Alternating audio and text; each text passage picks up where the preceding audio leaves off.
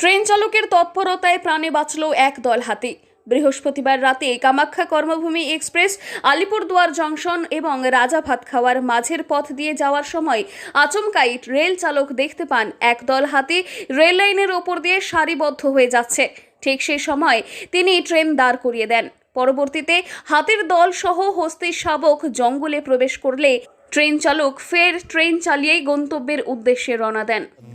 এবং প্রশংসাযোগ্য এই ভূমিকাটা, কিন্তু দুর্ভাগ্যজনক হচ্ছে রেলের যে বিভিন্ন যে অ্যাক্সিডেন্টগুলো হচ্ছে মাঝে মধ্যেই, সেগুলো নিয়ে আমরা যেরকম উদ্বিগ্ন, তাহলে এই ধরনের সচেতনভাবে যে ড্রাইভাররা যে নিজস্ব ব্যক্তিগতভাবে যে একটা উদ্যোগ নিচ্ছে, এটা তো খুবই প্রশংসার যোগ্য।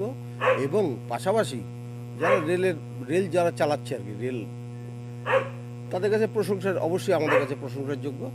লোকো পাইলট এসকে গোল্ড এবং অ্যাসিস্ট্যান্ট লোকো পাইলট সম্রাট রায়কে সাধুবাদ জানিয়েছেন রেল কর্তৃপক্ষ সহ বন দফতরের আধিকারিকেরা এবং পশুপ্রেমীরাও।